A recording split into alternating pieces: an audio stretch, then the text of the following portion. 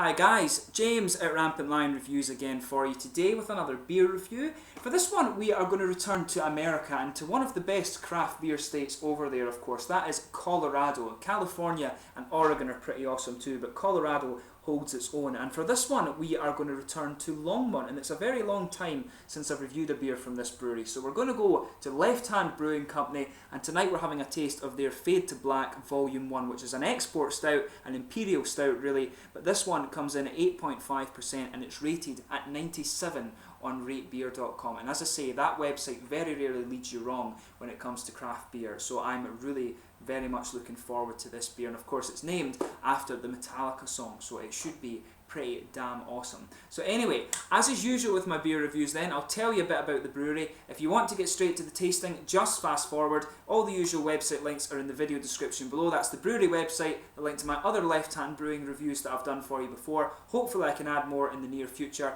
And there's all the usual social media things down there, Facebook, Twitter and Untappd. Please support me on there, please subscribe to the channel, and to my Colorado viewers, please let me know some other Colorado breweries that you'd like me to have a look at. The standard of beer I've tried from Colorado has been pretty damn high, so I will definitely take your recommendations seriously if I can get a hold of them. It's quite hard to get a lot of the different varieties of American beer here in Sweden, but I'll see what I can do. So anyway, to tell you about Left-Hand Brewing Company, so these guys, as you may have guessed, are a craft brewery and they're based in Longmont in northern Colorado, and they were founded by Dick Doer and Eric Wallace. Now Dick had been home brewing since 1990, and by 1993 he'd resolved to start up his own craft brewery with college friend Eric Wallace, who incidentally had travelled quite extensively internationally and tried a lot of different beers on his travels. But they made some initial batches that impressed their neighbours and friends, and so they were even more determined to start their own brewery. So in 1993 they incorporated as Indian Peaks Brewing Company, and the name came from the local Indian Peaks mountains, and their first brewery was in a former meat packaging plant next to the St. Vrian River in Longmont. So at a very early stage though, there was a conflict of interest appeared surrounding the name Indian Peaks, and this was because another brewery was using this name for one of their beers. So the brewery thus changed their name quite quickly to Left-Hand Brewing in order of Chief Niwot, whose tribe actually wandered the local area. And the word Niwot, if you like, means left hand in the Arapaho tribal language. Apologies if the pronunciation is not quite right, but in 1994 the brewery officially opened its doors, and the first beer was the Sawtooth Ale, and over the next few years they expanded in inventory and personnel. They were growing really quite well, but they later merged with Tabernash Brewery from Denver in 1998, and at this point they started producing their bottled beer, which is now their sole method of transporting their beer, I believe. But they also started their own distribution company called Indian Peaks Distribution. However, during the next 10-year period this was sold, and also the Tabernash beer brand was phased out. But in more recent years the brewery have been expanding massively to keep up with demand, and many new tanks and fermenters and also an impressive bottle line has been added to the brewery. But in 2011 they were also the first brewery to bottle nitro beers with their Nitro Milk Stout, and apparently these are becoming really quite popular in America and they're starting to spread over here to Europe now. But anyway, that's your brief little bit about Left-Hand Brewing Company. A very good brewery, quite pioneering as you can tell with that little bit about the Nitro Stout there, and the beers I've tried from these guys are pretty good, so if you do get the chance, go and try some Left-Hand Brewing beer. But just to list a few of the other beers you can get from these guys, there's the Sawtooth Ale, Milk Stout, Milk Nitro Stout, 400 Pound Monkey, that one's supposed to be really good actually, Polestar Pilsner, Stranger Pale Ale and Wake Up Dead, which is a Russian Imperial Stout, and there's also the Blackjack Porter, which I've reviewed for you before. They've also got a few seasonal beers. That's the Oktoberfest, which is a Helles Lager beer, Good Juju, Warrior IPA, and they've also got 5 different versions of this Fade to Black. They all come out at different points in the year, so I'm told, but they are supposed to be pretty damn good. So anyway, let's actually get on to the tasting of this beer. So this one is an 8.5% Imperial Stout, and it's hopped with Magnum, US Goldings, Cascade, and it has, sorry, not Cascade, it's hopped with Magnum and US Goldings, and it's got a malt base of pale 2-row roasted barley, black chocolate, carrot aroma and malted wheat as well, so it should be quite interesting there. Apologies for saying Cascade, my computer screen went a little bit mad there when I tried to read the profile for you. But just to let you have a little look at the artwork quickly before we open this up, you can see there it's got quite a nice looking bit of artwork on there, the Fade to Black thing. As I say, I'm pretty sure this beer is named after the Metallica song. Very, very good song, a nice acoustic one. if I remember rightly, but I think it's got a bit of heavier riff in it too. I've not listened to that one in quite a while, but there at the top of the bottle you can see the Left Hand Brewing Company logo, of course, that red hand. And I'm not sure if the fact that the hand is red is a reference to the fact that the American Indians, or the Native Americans if you like, had a sort of red tint to their skin. Actually, I'm not sure if that's the point of it. As I say, the brewery is named after Chief Niwot, whose name means left hand in the Arapaho language. Apologies again if the pronunciation's not quite right, but this beer should be pretty damn awesome. You can see on the back as well, one thing worth pointing out is the little symbol for the Colorado Brewers Guild, which is just up here. So without further ado then, let's get this beer open and get on with the tasting. Very much looking forward to this beer, and as I say, it's been a long time since I've tried a left-hand beer. So as you can see, quite a big smoky opener on this one, and you can smell a good bit of the roasted and chocolate malts there as we open up this beer. Looks really good actually. Pour it a little bit aggressively. There's a nice head on that now.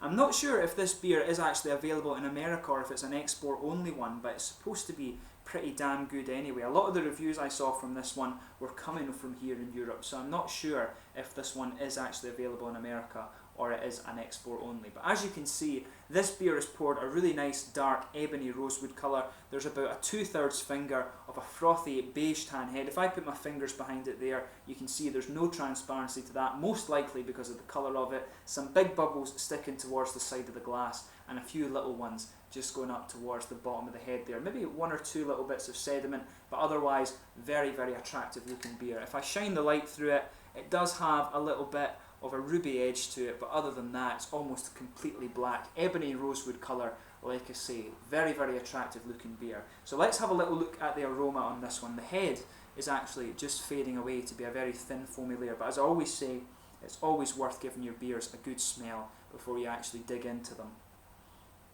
So on this one, there's quite a big bready malt to this. It's almost like a kind of German rye bread that's coming out of this beer. There's a big kind of sweet breadiness to it. There's some caramel malts mixing in there. A little bit toasty, but at the same time it's quite a sweet caramel. Kind of milky chocolate, but also some slightly dark chocolate notes too.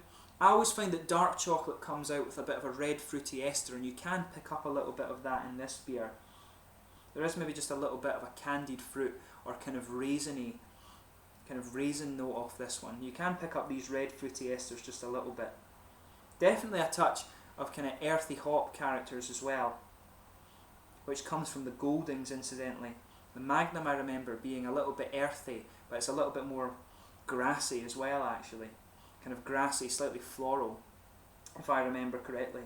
But the Goldings usually have a nice big earthy character, and you can definitely pick that up in this beer. There's a little bit of roasted coffee in there as well, but that's quite subtle. Mainly the aroma from this one is quite a big cereally sort of rye bread character.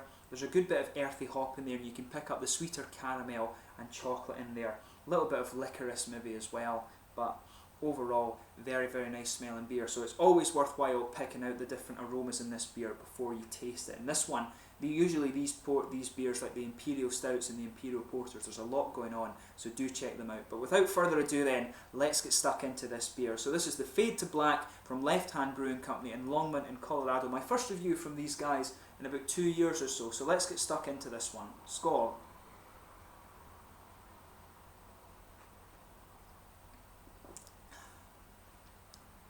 Now that's really nice. It's actually very, very smooth. That's the first thing you're going to pick up from this beer.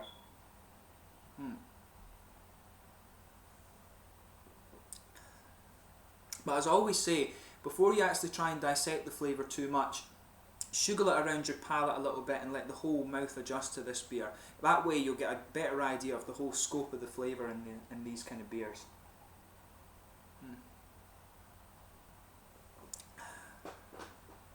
But yeah, there's a lot going on in this beer. It has a really kind of underpinning roasted character to it, this one. It's not too prominent. It's not like a big roasted, quite bitter coffee. You can just feel it as you build into the aftertaste of this one. The roasted coffee character starts to push its way out a little bit more nearer the edges of the tongue as you move into the aftertaste of this beer. So it's quite nice. It starts off quite sweet and quite bready. It's got a kind of cereally, biscuity, caramelly syrup flavour to it in the middle of the tongue, and then that dark roasty bitterness just builds as you go through the beer. Really nice, and as you move into the aftertaste, that roasty bitterness comes out quite a bit more.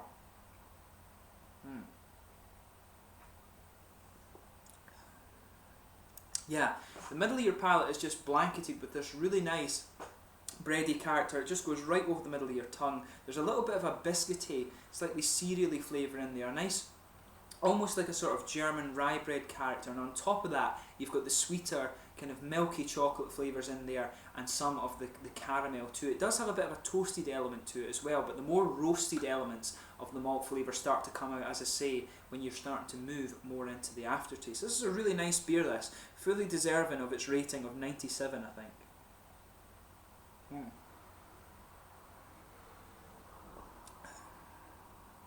That nice malt base definitely dominates the flavour, but around the other parts of the palate, around the edge of the tongue where you're usually getting the hoppiness of the beer, there is a little bit of dryness in the back corners of the palate from the earthy hops, but as you move further forward and go around the front curve of your tongue, it really smooths out a lot. A very, very smooth earthy hop flavour from this one, but it's kind of dominated a bit by the sweetness of the malt base in the middle and the more roasted coffee flavours as you move out of it, as you move into the aftertaste of the beer.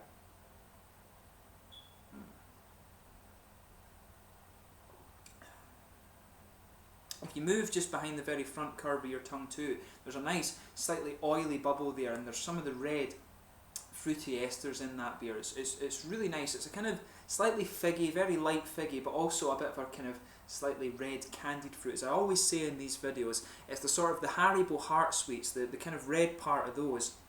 The flavour of the kind of fruity esters in this beer really reminds me of that, but overall it's more, this one is more forward with the kind of bready flavours, the caramel, the chocolate, and just that little bit of roasted character that starts to come out in the aftertaste. Very, very nice beer, fully deserving of its rating of 97 in my opinion. If you enjoy porters, particularly ones where there's a lot of chop, where they're kind of more sweet than bitter, then or stouts rather I should say, this is a stout, not a porter, definitely when you can look at the mouthfeel too. But if you enjoy the stouts that are a bit more sweet, like for example the chocolate stouts, the caramel stouts, and all of these sort of things, this is one that you definitely want to check out.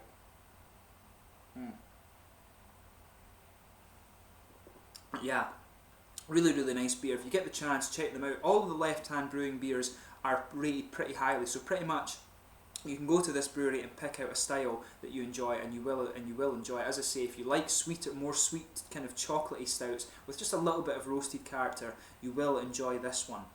So in terms of the mouthfeel, this is kind of mid to full bodied. The carbonation is really quite smooth, and that suits the kind of the sweeter characteristics of the beer, as does the quite oily mouthfeel that you get from this one.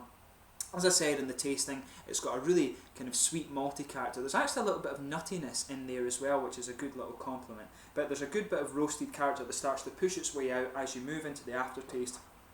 But overall, the hop presence in this one is really quite subtle actually. There's only a little bit of hoppy dryness in the back corners of the palate, and it's quite earthy as well. So overall, really quite a nice and quite interesting beer this. So if you do get the chance to try it, I would recommend that you do it, especially if you like things like maybe Riptide from Brewdog or the Moohoo milk chocolate stout. It's maybe a bit more like the Brewdog one with a bit more coffee and things in it. So if you enjoy a nice kind of sweet chocolatey stout with just a little bit of that roasted coffee character, you will enjoy this beer. Definitely a nice quite oily mouthfeel that brings it into the stout category rather than the porter category. So do go and check out the Fade to Black from Left Hand Brewing Company. I've really enjoyed this one, and I would say it does deserve its rating of 97 on Rate Beer. So go and check them out, and as I say, check out some of the other Left Hand Brewing beers if you get the chance. But yeah, as always, I hope you've enjoyed this beer review. In the meantime, until the next one, please like, subscribe, share, all the usual YouTube stuff. Go and support my social media things.